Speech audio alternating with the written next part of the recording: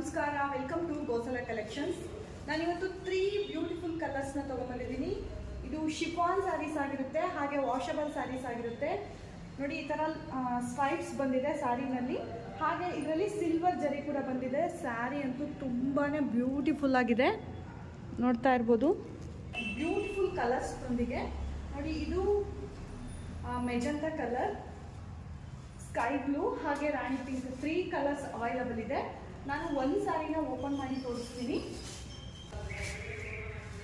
ಈ sky blue colour ಸ್ಯಾರಿನ open ಮಾಡಿ ತೋರಿಸ್ತಾ ಇದ್ದೀನಿ.